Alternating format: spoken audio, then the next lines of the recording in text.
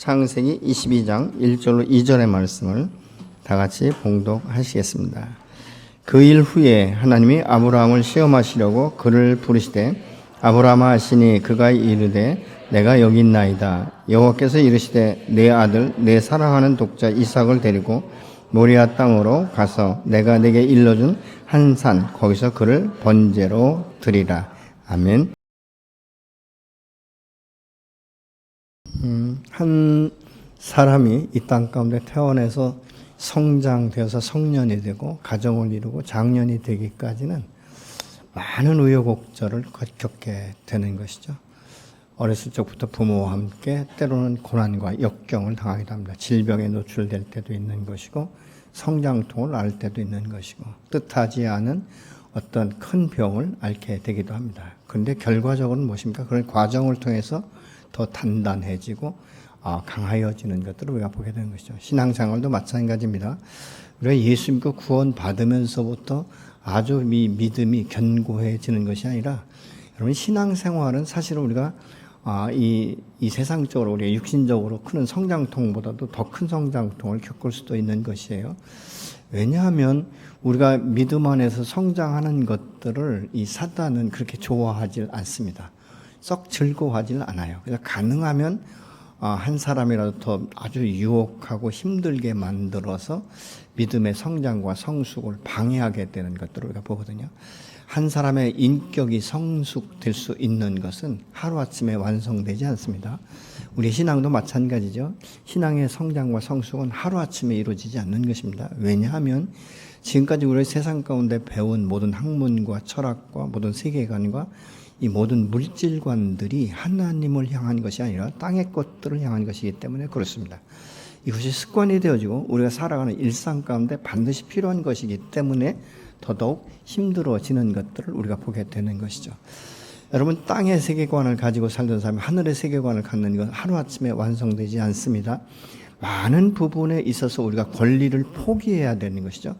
이 권리 포기가 굉장히 쉬운 것 같지만 내게 유익한 것들일수록 더 내려놓기가 힘든 것을 우리가 경험하게 되는 것이죠. 아브라함이 한 가족과 함께 하나님 앞에 부르심을 받습니다. 그런데 하나님께서는 아브라함만 부른 것이 아니라 아브라함을 통해서 너의 그 모든 가족들이 열방 가운데 큰 민족을 이루게 될 것이고 복의 근원이 되는데 아브라함 너 단대가 아니라 너의 자손을 통해서 이것을 유업으로 물려주겠다라고 말씀하고 있는 것이죠. 그래서 사실 이 갈대 우르를 떠난 이 아브라함이 이제 계속적으로 하나님의 음성을 들으며 하나님만 바라보고 살아가는 것이죠. 그런데 어느 정도 시간이 지났는데도 믿음의 후사를 주지 않는 거예요. 조급함이 생기게 되는 것이죠. 그래서 창세기 15장 2절에 보면 하나님 내게 믿음의 후사가 없으니 우리 집에서 지금 아주 충성되게 일하는 정말 내 몸으로 낳은 아들 못지않게 일하는 엘리에셀이라는 종이 있는데 이 종을 내가 믿음의 후사로 삼을까요? 이렇게 말씀을 드리면 여러분 인간적인 하나님의 생각이라면 아니야, 야 그 사람 아니고 내 몸에서 이제 내가 약속의 씨를 줄 거야. 근데 앞으로 5년 후에, 앞으로 7년 후에, 아니 10년 후에 준다라고 말씀만 하셨으면 아브라함은 믿음의 사람이었기 때문에 기다리기가 쉬웠을 거예요. 아니라고 말씀하시고 세월이 지나도 주질 않는 것이죠. 그래서 한 10년째 됐을 때 아내가 말을 합니다. 여보, 이제 우리의 그 몸에서는 도저히 자녀를 생산할 수 있는 소망이 없어요. 아무것도 다 끊어졌어요. 그렇기 때문에 이제 내 몸에서는 생산할 수 없으니까 내 몸종 하갈과 함께 당신이 동침하면 육체의 씨로는 하나님께서 말씀하신 대로 되니까 그렇게 하자라고 말하고 있죠. 근데 여호와께서 또 말씀하시는 거야. 야 아니야 그건 네 생각이야. 이렇게 말씀하시는 것이죠. 자 그렇다면 두 번째 그걸 건너뛰었으면 세 번째는 하나님 말씀하셔야 되지 않겠습니까? 아니야 몇 년 후에 반드시 내가 줄 거야. 이러면 얼마나 좋겠습니까? 근데 또 말씀하지 않는 것이죠. 모든 것들을 포기할 때 이제는 내가 더 이상 소망이 없다. 더 이상 바라볼 그것이 없다라고 생각될 쯤에 99세에 찾아오십니다. 말씀하시죠? 내가 내년 이맘때 내게 내가 약속한 씨를 줄 거야. 이 시간들을 그럼 24년이라는 시간을 하나님께서 아브라함의 삶을 허비하게 하셨는가? 아니에요. 준비시키는 것입니다. 약속의 씨를 받아서 이제는 성장하고 그 안에서 믿음의 유업을 물려줄 수 있을 만큼 하나님 보시기에 어느 정도 됐다라고 말씀하실 때 약속하시죠. 그리고 100세의 아들을 얻습니다.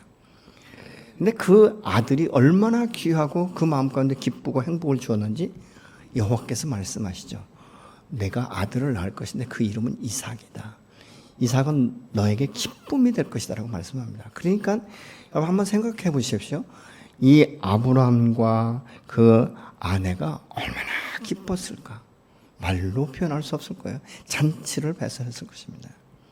저희 처갓집에 우리 장모님이 딸만 5을 줄줄이 낳았어요. 근데 우리 처할머니가 얼마나 아주 요란스러운지 딸 낳고 또 딸 낳고 또 기집애 낳고 하니까 심지어는 그 막내딸 이름을 건너뛰기다. 더 이상 딸 낳지 마라. 이젠 아들을 낳아라. 그래서 6번째가 아들이에요. 장모님이 얼마나 기뻐하셨는지 말이죠. 지금 93세인데 요양원에 계세요. 근데 다른 딸들이 찾아가면 눈을 지그시 뜨고 왔니? 그러면서 이름을 불러주는 거예요. 근데 그 6번째 아들이 오면 막 마치 죽었다 살아온 아들처럼 막 눈이 확 떠이고 막 기뻐가지고 말이죠. 얼마나 기뻐하시는지 몰라요. 그래서 아들이 오면 음식도 잘 먹고 그런다고 그래요. 어저께도 저희 이제 딸이 와가지고 이제 저희 아내하고 갔는데 눈을 그냥 가슴줄에 뜨고 계시더라고요. 근데 이때 6째가 왔으면 이랬을까 이런 생각도 들더라고요. 한 가지 유일한 소망이 우리 장모님의 마음 가운데는 젊어서부터 지금까지 계신 것이죠. 하나님 앞에 소망을 품은 자들이 그런 소망함이 우리 안에 있는가 생각해 볼 수 있는 것이죠. 한 10여 년 아주 기쁨으로 감사함으로 행복한 삶을 살았습니다.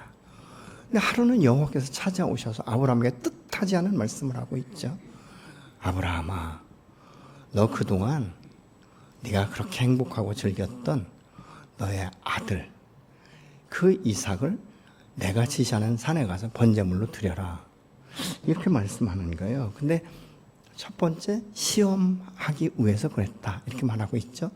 여기서 말하는 시험은 막 시험 들게 해가지고 막 믿음에서 떠나고 이것이 아니라 그 아브라함의 그 중심 속에 하나님에 대한 열망, 기대감, 사랑하는 마음이 얼만큼 되는가를 테스트하는 것이죠. 이것을 이 시험하다 이 문제를 우리가 보면요, 목적하는 그러니까 광석에서 목적하는 이 광물질을 빼내기 위해서 연단시키는 것이다 이런 의미가 있는데 성경적인 의미는 그 마음 중심이 어디에 있는지를 체크하고 그래서 이 과정을 통해서 하나님을 향한 믿음의 이 성숙과 헌신에 대해서 보기 위한 것이다 이런 의미를 갖게 되는 것이죠. 우리 잘 아는 대로 욥기 1장 8절에 보면요, 욥을 말할 때 하나님께서 이렇게 말씀합니다. 야, 내가 세상 가운데 욥처럼 온전하고 정직한 사람 못 봤어. 참 욥은 굉장히 보면 믿음직하고 내가 봐도 참 의로운 것 같아. 하나님을 경외하고 악에서 떠나서 세상과 분리된 삶을 살고 있어. 이렇게 이제 여호와께서 말씀하세요. 근데 사단이 거기서 뭐라고 말하냐면, 아이 하나님, 욥의 자리가 되면요 누구도 그렇게 할 수 있어요. 보세요, 욥이 그냥 많은 자식이 있죠, 아내가 잘 섬기고 있죠, 그 주변에 보면 얼마나 이 물질이나 모든 것들이 풍성한지. 하나님, 그렇게 모든 것이 다 갖춰져 있는데 욥처럼 누군들 안 하겠습니까? 이렇게 말하는 거예요. 여러분, 그렇게 될 것 같습니까? 여러분의 과거의 삶과 현재의 삶을 돌아볼 때 여러분 과거보다 훨씬 풍족하신 분들이 많죠. 여러분 어떻습니까? 과거보다 지금 훨씬 행복하고 안정스럽습니까? 하나님에서 나는 참 복받을 만큼 받았다 이렇게 생각이 되십니까? 근데 그러니까 여호와께서 말씀하시죠. 야, 그러면 그 욥의 진심이 무엇인지를 내가 볼 텐데 네가 욥의 몸에 손을 대지 말고 생명에 손을 대지 마라. 그러나 나머지 것은 소유물에 대해서는 내가 마음대로 한번 해봐라. 근데 오늘 갑자기 어떻습니까? 욥의 자녀들이 다 죽어버리죠. 재산이 풍지박산 나죠. 여러분, 우리가 생각해 볼 때 그러면 행복이라는 것이 한순간에 다 날아가 버리는 거예요. 남은 것이 없다 그 말입니다. 그런데 욥기 1장 22절에 보면 욥이 이렇게 말합니다. 이 모든 일에 욥이 범죄하지 아니하고 하나님을 향하여 원망하지 아니하니라. 여러분 어떻습니까? 정말 신실한 믿음 같습니까? 사람 같지 않죠. 무슨 천상에서 사는 사람 같지 않아요? 이런 대답을 우리가 어떻게 할 수 있는가? 그런데 그 후에 욥에게 세 친구들이 찾아오죠. 찾아와서 격려하고 위로해야 되잖아요. 야, 얼마나 힘들겠냐. 하루아침에 전 재산 잃어버렸지. 자식 잃어버렸지. 얼마나 슬프겠느냐. 그렇지만 하나님이 너의 이 과정을 알기 때문에 네가 좀 인내하고 하나님에 의지하면 하나님이 또 다른 문을 여실 거야. 이렇게 여러분처럼 그렇게 축복해주면 얼마나 좋겠어요.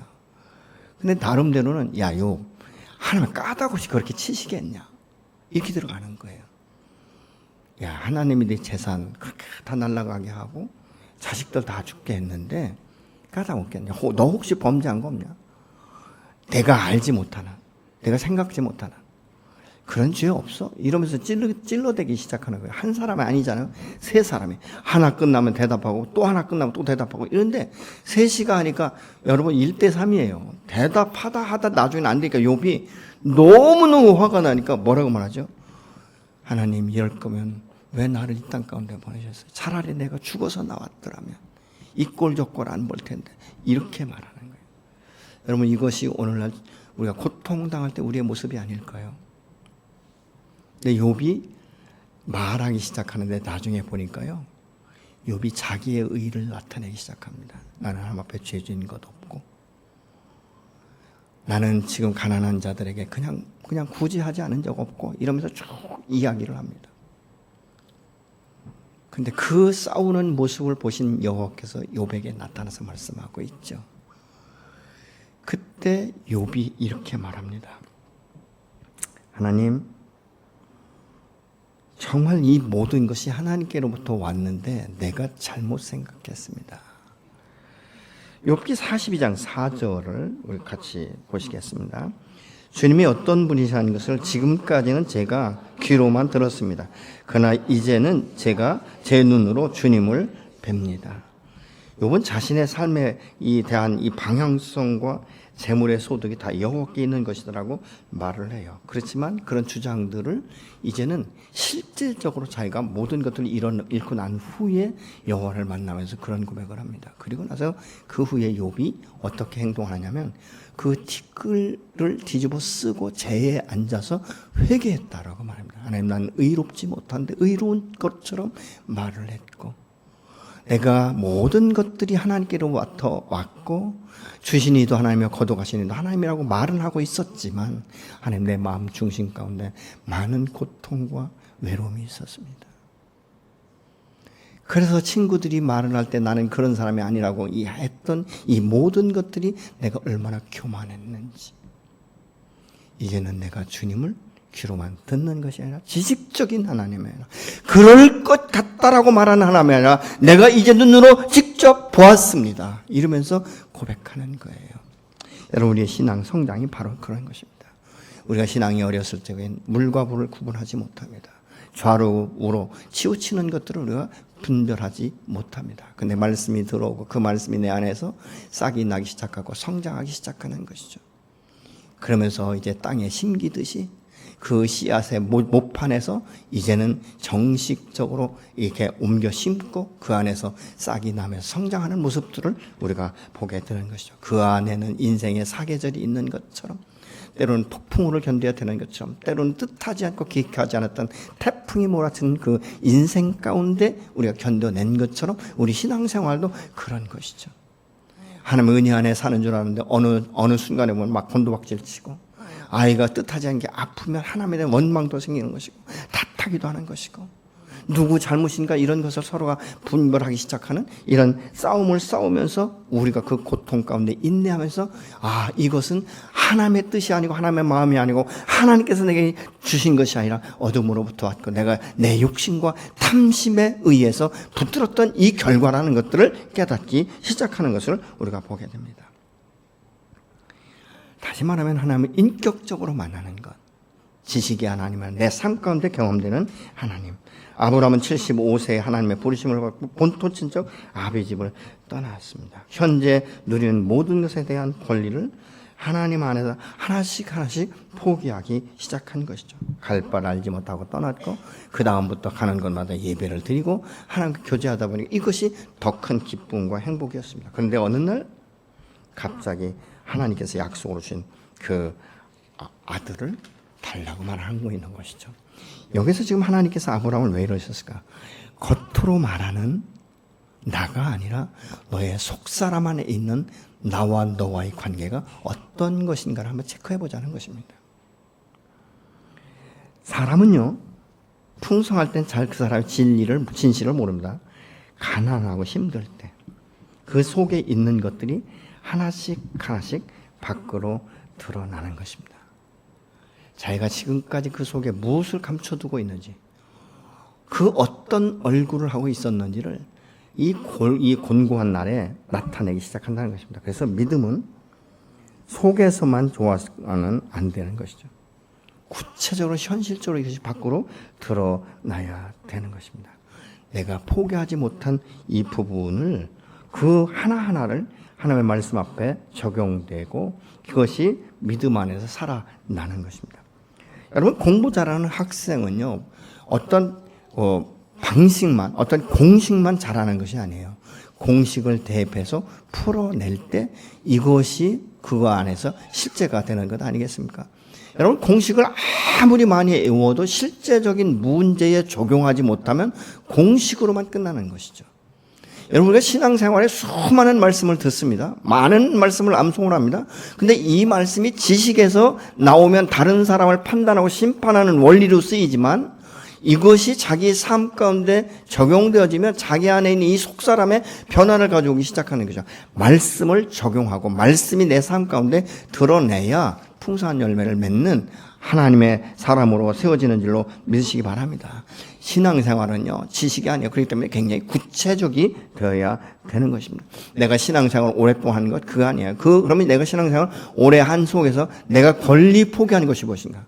내가 나의 주인됨을 인정하지 아니하고 하나님이 주인 되심을 인정하면서 하나님 앞에 내어드린 것이 무엇인가? 옛사람에서 이제는 새사람으로 되었는데 내가 새사람으로의 변화 가운데 얼만큼 성장되고 얼만큼 성숙되는가? 얼만큼에 대해서 내가 자신 있게 포기할 수 있는가?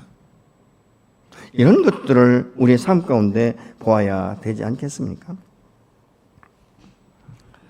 여러분은 지금 어떤 상태에서 하나님과 함께 교제하고 있습니다? 아브라함은 이 찾아오신 하나님의 부르심 앞에 선뜻 대답합니다. 어떻게 대답하는지 아십니까? 예, 하나님, 저 여기 있습니다. 마치 이사야가 주님 나 보내십시오. 내가 여기 있습니다. 이렇게 말하는 것처럼. 그래서 1절을 우리가 함께 보시겠습니다. 이런 일들이 있은 뒤에 하나님께서 아브라함을 시험해 보시려고 아브라함하고 부르셨다. 어서 말씀하십시오 하고 아브라함이 대답했다. 이게 공동번역이에요. 대기하고 있는 것처럼, 마치 대기하고 있는 사람처럼 주님 말씀하십시오. 어서 말씀하십시오. 제가 말씀하시면 듣겠습니다. 이 자세거든요. 그러면 여러분, 왜 인간적으로 생각해보면 그래, 내가 네 마음 알아. 그래서 내가 너에게 이런 새로운 복을 줄 거야. 이러시면 얼마나 좋겠습니까? 그런데 갑자기 전혀 예상하지 못했던 너 약속의 씨로 받은 이삭을 내가 말하는 한 산이 있는데 그곳에 가서 번제로 드려라. 뭐예요? 불로 태워서 드리라는 거예요. 여러분, 이 정도가 되면 우리가 준비되지 않으면 뭐란 말일까? 하나님 장난하시는 거예요? 차라리 이러려면 주질 마시지. 줄 때는 언제고 어떻게 이렇게 갑자기 와가지고 내가 한 번도 준비되지 한 번도 생각하지 못한 이 아들을 바치라고 말씀하십니까? 이건 아닙니다. 얼마든지 말할 수 있지 않겠습니까? 마틴 루터가 종교개혁을 할 때 법정에서 수많은 가톨릭 신자들로부터 굉장한 압력을 받았다는 거예요. 근데 그때 마틴 루터는 이렇게 말합니다. 내가 여기 있습니다. 이 말은 무슨 말입니까? 당신들이 아무리 내게 압력을 해도 나는 진리 안에 서 있다. 예수 그리스도만이 생명의 주인이라는 것을 그가 알고 있었기 때문에 그런 것이죠. 여러분, 사람들이 가장 쉬운 4가지가 있는데 이거에 정확하게 대답하지 못하는 사람들이 너무 많다는 거예요. 첫 번째, 고마울 때 감사합니다 라는 말 잘 못하고요. 미안할 때 미안합니다 라는 말 잘 못하고, 예라고 대답해야 될 때 예라고 쉽게 대답 못하고, 틀린 것을 보면 아니오라고 말을 해야 되는데 이 말을 잘 못한대요. 왜 그럴 것 같습니까? 자기의 혹시라도 불이익이 올까 봐. 제가 목회를 하면서요, 때로는 집사님 올해는 좀 이렇게 좀 헌신 좀 해주시죠, 이것 좀 섬겨주시죠 이러면 지금까지 제가 대답할 때 예 목사님 그렇게 하죠 이렇게 대답하는 사람은 합니다. 근데 목사님 조금 생각해보고요. 근데 그 생각해본 사람의 70% 이상은 아니요예요. 그래서 제가요 처음에는 다 믿었어요. 내일 모레쯤이면 이분이 어떻게 가보관에 하신다고 하겠지, 굉장히 기대감을 처음에 가졌어요. 근데 나중에는 그 대답은 곧 노라는 말이구나 라는 것을 조금 터득했어요. 이해가 되십니까? 그 자리에서 노라고 자르면 좀 면박을 주는 것 같으니까 여분을 주는 거예요. 생각해 볼게요. 기도해 볼게요. 하나님은 다 생각해 보고 기도하는 사람에게는 아니다라고 말씀하셨는가 봐요. 왜 그럴까? 왜 대답을 선뜻 못하는지 아십니까? 이 네 가지 중에서 내게 조금이라도 불이익이 올까 봐. 그렇게 대답하고 나면 더 이상 내가 다른 말을 할 수 없기 때문에 대답을 하기가 어렵다는 것입니다. 쉬울 것 같지만 어려운 것이죠. 여러분, 우리가 준비된 마음을 가지고 아브라함은 받으려고 했어요. 근데 2절에 하나님의 말씀은 너무나 혹독할 정도입니다. 뭐라고 말씀하십니까?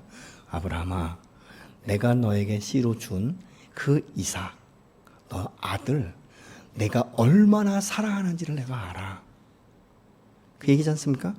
아브라함아, 내가 사랑하는 아들, 독자를 내가 지시한 한 산에 가서 번제로 드려라. 내가 내 아들을 얼마나 사랑하는지를 하나님 아신 거예요. 어쩌면 아브라함에게 이삭은요, 신적인 존재일지도 모릅니다. 그리고 이스라엘 백성들에게는요, 약속의 씨예요. 천하 만민이 이 이삭을 통해서 구원의 문을 여는 하나님의 약속의 씨란 말이에요. 근데 이 이삭을 바쳐라. 그러면 우리가 언뜻 생각하기에 그러면 하나님의 아브라함의 가정을 완전히 폐하시나? 이런 생각할 수 있지 않겠습니까? 혹시 다른 것을 드리라면 아브라함이 대체물로 대체할 수도 있었을 거예요. 성경에 나와 있지 않지만 어쩌면 엘리에셀 같으면 조금 덜 하지 않았을까? 이스마엘이면 조금 더 덜 하지 않았을까? 근데 이삭은 아니에요. 왜요? 둘은 하나님께서 약속한 씨가 아니거든요. 근데 이삭은 하나님이 약속한 씨예요. 그런데 어떻게 이 아들을 하나님이 내놓으라고 하시는가? 아브라함이 변명하고 하나님 앞에 따지기 시작하면 한도 끝도 없을 거예요. 하나님 병 주고 약 주세요. 이럴 것 같으면 왜 주셨어요? 다른 건 할게요. 어떻게든지 타협을 하든지. 여러분, 우리가 기도할 때 보면 타협하는 사람 많아요. 하나님 이렇게 말씀하셨는데 그만큼은 안 되고 이만큼 이렇게 저렇게 자기 마음대로 하나님을 조종하려고 하는 경우가 있습니다. 하나님, 당신은 왜 약속의 씨로 주셨으면서 이 아들을 거두려고 하십니까? 이렇게 질문할 수도 있습니다. 그런데 하나님은 아까 테스트하기 위함이다. 아브라함의 믿음을 결정적으로 보시기를 원하는 것이죠. 내가 그토록 사랑하는 아들, 그 아들을 마치 내 분신과 같은 아들을 내게 줄 수 있겠니? 라는 것입니다. 이만큼 사랑하는 아들을 내게 바치라고 지금 하나님께서 말씀하고 있죠. 이건 이해할 수 있는 영역이 아니에요. 근데 아브라함은 어떻게 말합니까? 노라고 말하지 않잖아요. 예스입니다. 어떻게 보면 사람도 아닌 것 같죠. 근데 이 대답은요, 아브라함이 순간에 한 것이 아니에요. 그동안 본토 친척 아비 집을 떠나서 우여곡절을 겪으면서 하나님 그분이 어떤 분인지를 아브라함은 배워가기 시작한 거예요.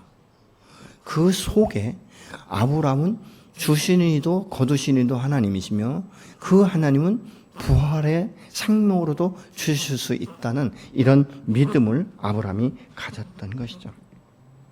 순종은 여러분 하루아침에 이루어지지 않습니다. 순종은 수없는 실패와 반복을 통해서 배우기 시작하고 자기가 확신한 일에 대해서는 순종하는 것을 그렇게 어렵게 생각하지 않습니다. 아브라함에게 이삭은 생명만큼 중요하고 100세 얻은 아들이었고 하나님이 주신 선물입니다. 그런데 하나님은 왜 이렇게 잔인할 만큼 아주 냉정할 만큼 그 고통을 주시는가? 그래서 너의 속사람의 그 중심이 어디에 있는가를 보고 싶다는 것입니다. 다시 말하면 너의 삶 가운데 나의 주권을 얼마나 인정하느냐는 것입니다. 여러분의 삶의 주인은 누구십니까? 여러분의 삶의 주권이 누구에게 있습니까? 남편입니까? 아내입니까? 자식입니까? 부모입니까? 물질입니까? 여러분, 이 모든 것들, 내 주권을 내려놓는 건 포기하는 것이거든요. 어떤 때는 제가 쓰는 용어가 내려놓는다, 뭐 올려드린다, 이런 것들이 어색하실 수 있는데, 내려놓는다는 것은 나의 인생의 짐들을 십자가 앞에 내려놓는다는 것입니다. 나의 주인 되심을 이젠 포기하고 주님의 주인 되심을 받아들인다는 의미예요. 그래서 내려놓는다는 내가 더 이상 붙들고 있지 않는다, 포기한다, 이런 의미를 가지고 있는 것이고, 올려드린다는 건 나의 모든 것들을 주님 손에 올려드린다, 이런 의미입니다. 아브라함은 이삭을 인간적인 방법으로 얻은 것이 아닙니다. 하나님이 주신 선물이에요.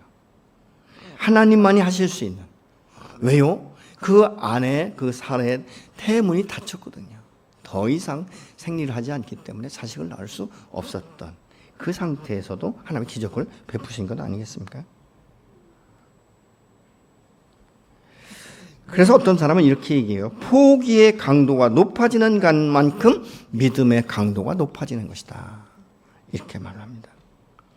여러분, 하나님의 말씀과 요구에 무엇까지 드릴 수 있습니까? 얼마까지 포기할 수 있겠습니까? 아직도 여러분이 주인되고 주권으로 붙들고 있는 것들이 무엇입니까? 사람입니까? 물질입니까?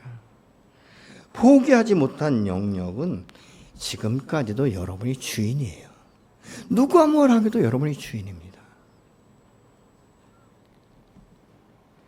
주님의 이 온전하신 다스림 가운데 아직도 들어가지 못하니까, 그 영역은. 하나님, 나의 인생을 다스려 주십시오. 하나님, 내가 안고 서는 그 그림자까지 다 아시는 그 하나님께서 모든 것들의 주인님이라고 말로는 고백하고 있지만 실질적인 삶 가운데 그 영역만큼은 아직도 내가 주인인 것입니다. 내 마음대로 분배하는 것이죠. 내 계획대로 지금도 추진해 나가고 있다는 것입니다.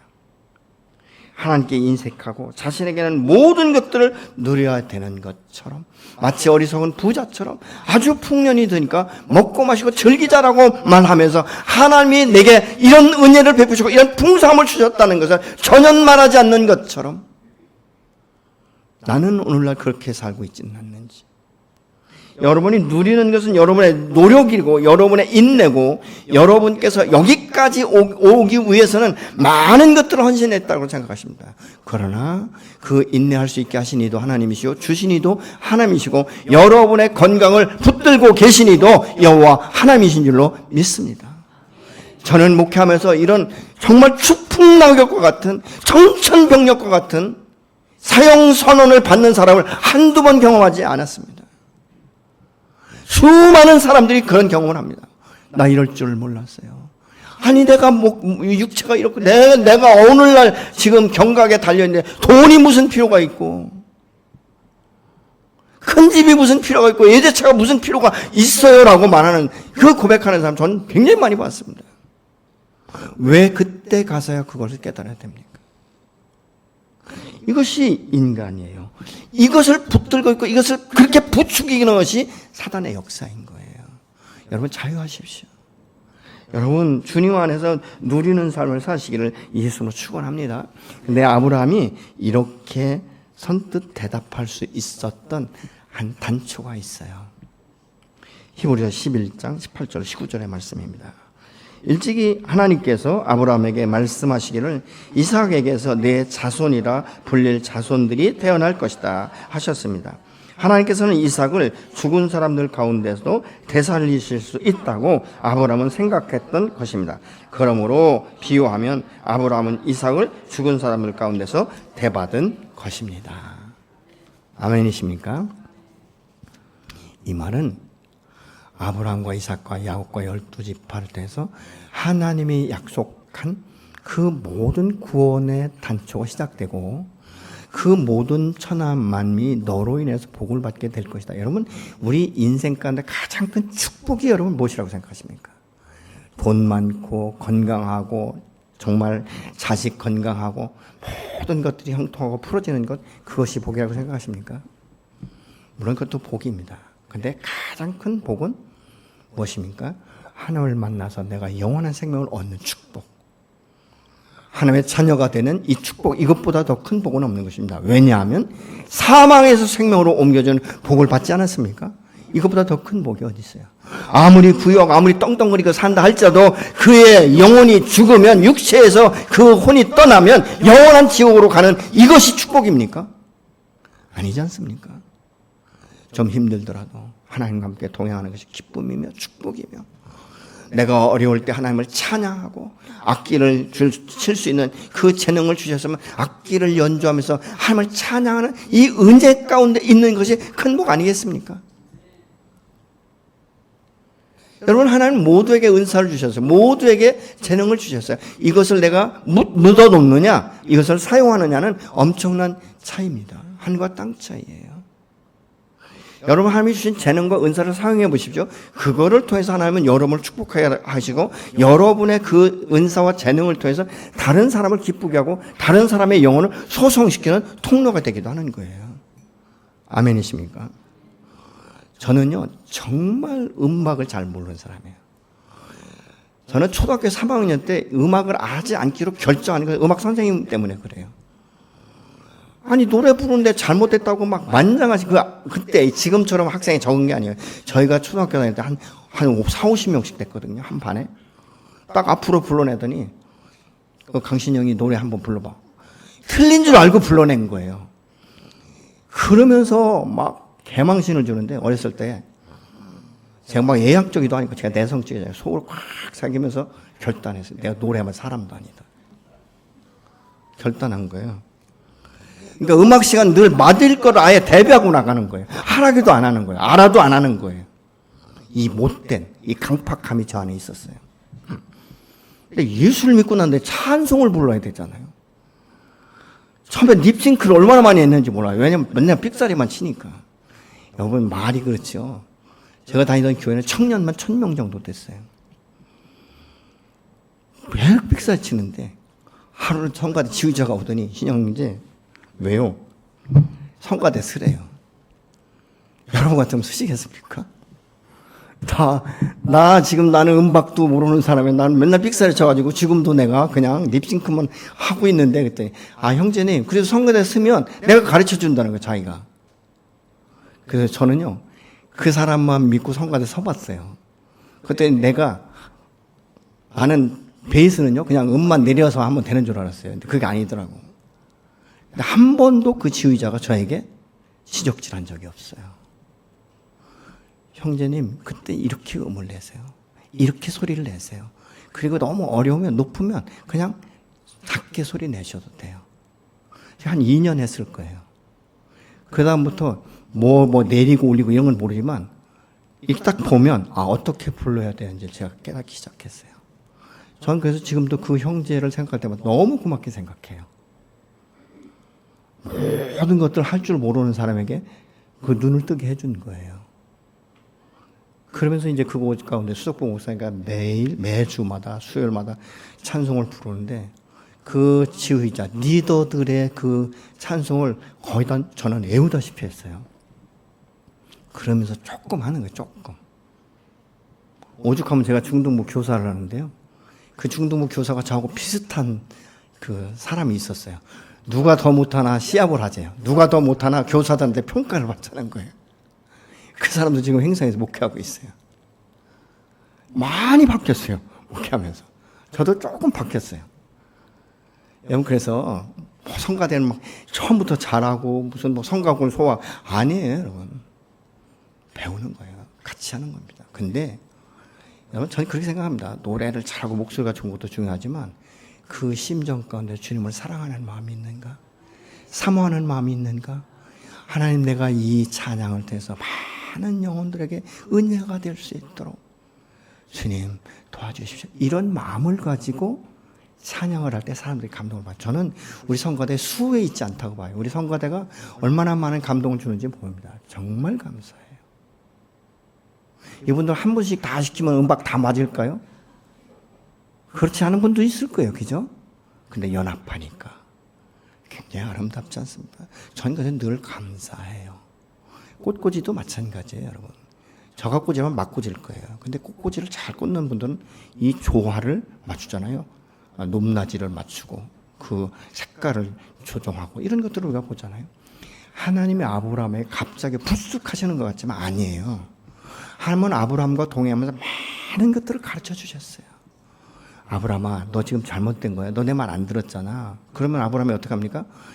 뭐 이런 게 아니라 제단을 쌓잖아요. 제단을 쌓으면 뭐냐면 예배의 자리로 돌아가는 거예요. 여러분 힘드십니까? 영적으로 힘들고 삶이 곤고하십니까? 예배의 자리로 돌아오세요. 예배의 자리로 올 때 정말 그 길가밭 같은 그 내 마음 가운데 하나님이 은혜의 단비를 부어주시는데 처음에 표도 안 나요. 이슬비처럼 가랑비처럼 나중에는 굵은 소나기처럼 쏟아지죠. 그러면 어떻습니까? 그 땅이 녹아나기 시작하는 거예요. 아브라함은 처음부터 믿음의 조상이 아니었어요. 평범한 사람이었어요. 하나님을 향한 마음이 있었어요. 믿음이 들어가기 시작하니까 그 안에서 성장하고 성숙되기 시작한 거예요. 믿음의 조상이 되잖아요. 그러면서 그 믿음을 지금 이삭에. 근데 여러분 잘 생각해 보시죠. 이것은 하나님께서 이후에 예수 그리스도를 이 땅 가운데 보내실 하나의 모형이에요. 하나님의 가장 사랑하는 아들, 창조할 때 함께 하셨던 독생자 예수 그리스도를 이 땅 가운데 보내시지 않습니까?